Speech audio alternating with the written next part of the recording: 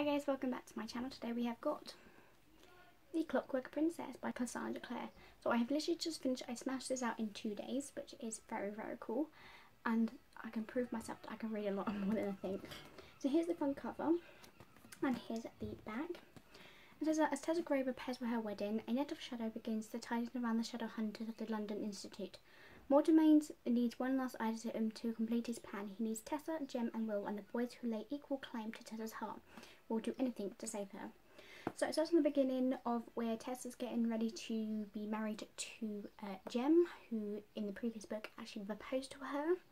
And then there was a big massive fight with the Lightwoods. Gideon and Gabriel's dad turned into a massive demon worm and killed their sister's husband, and their sister blamed the whole London Institute for them killing him and the father, but it wasn't their problem. Gabriel is in love with Sophie, who is the maid of the London Institute, and she loves her. Gideon is in love with... What's about interruptions? So yeah, so Gideon... Was it Gabriel? Crap, now I forgot who I said. Gabriel... Yeah, he's in love with Sophie, and Gideon falls in love with Will's sister. I'll just say Celie. Just Cece for sure, I'm just going to say that. Which is actually quite nice. We find out in the end that he kind of likes her, and we find out more, which is so sweet. We do find out that obviously with Charlotte being pregnant, even though she's a woman heading to the institute, she never thought of herself being more of the console, and she's been offered for it. Well, in the episode, she was actually offered the job, well, the thing to be one of the consoles, which I find was really nice. She was like, she's gonna be the first woman to be one of them. We also find out that Jem is slowly dying, and he's dying. Okay, another interruption. My dog tried to come into my room again. Okay, so with knowing that, I forgot what I was talking about because I keep getting interrupted. Yeah, so Charlotte's now in the console, and she's having a baby, which is really nice. But I believe her husband Henry is now can't walk. I believe, I'm not sure, but it sounds like he cannot walk anyway. Then because the machinery broke his legs. Now, that is in the book as well. We find out that Mortimer actually kidnaps, well, Mrs. Dark from the very first book actually kidnaps Tessa, and she was like, "How are you still alive? You can't be still alive. You were killed by the boys." And she took her coat off and everything, and she was basically like a human head with a kind of machine body. And I was like, that's charming. So anyway, Mortimer wanted the last key to the whole situation between the whole thing is her to change into Mortimer's dad. So his dad can give him a spell that can release the demon from the paroxysm. Do you know what? That would be so cool to have that box, all the any items from the Infernal Devices, which I cannot wait for the beacon box for next month. I believe if it's beacon box, yeah, beacon box. Next month we'll have something from the Infernal Devices. So yay! So that's gonna be cool. So we find out also that Jem died, but not died. He became a silent brother because he thought it was not possible, and he did. So then he goes, he's not James Casto anymore. His name is Brother... Oh crap. What was his name again? Brother... It was like... Crap, what's your name? I don't know. Zachary. Brother Zachary. And I was like, oh my god, that's the person who's in the Mortal Instruments. I was like, wait, is that him? The one that's been working in this? I was like, yes, so and then obviously the angel necklace that she wears, this necklace, I would love to have that as a replica. That'd be so cool to have that replica. Now that necklace is actually, inside it was an actual angel that protects her, and it's the angel, it's Zura. I don't know if that's the right name for it, but I'm not too sure. But with that, then she, the angel protects her because Shade,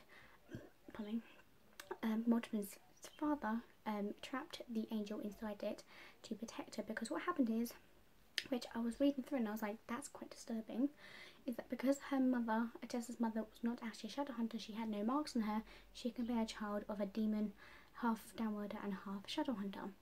So what happened was that they sent a demon shapeshift to the one that looks exactly like her father, and well, presumed a father, and obviously they made the baby, and she knew that something was not right, and I was like, going through it, I'm going, that's disgusting. Why would you do that just to create a demon baby? But obviously, Tessa's not a demon baby anyway. We also find out that Tessa is also Starkweather, pretty much a great granddaughter of Starkweather, and she can have the name of that as well, which I find really nice and adorable, because they killed the other grandchild, I believe, Adele. Like at the beginning of the book, it tells you about Adele. The next day she died because of the runes, because she was actually a demon child and she could not have the runes on her, so they wanted to have something back for her, and so they did what was chosen to be. And then going through the book even more, we find out that Mortimer wants Tessa, so she can wants her to have babies with him, so he can create a new army of shadows, shadow welders, pretty much, half shadow hunters and half shadow downworlders. And I was like, that's just wrong. You don't do that. Why would you do that?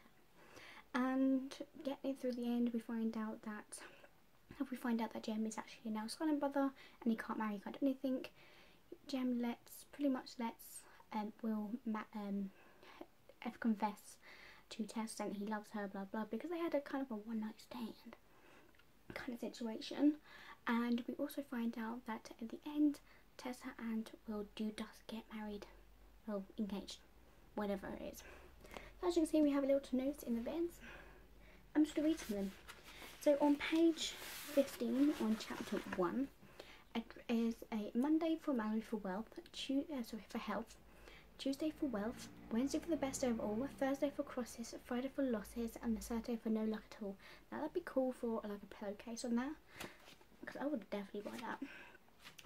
So the next one is on chapter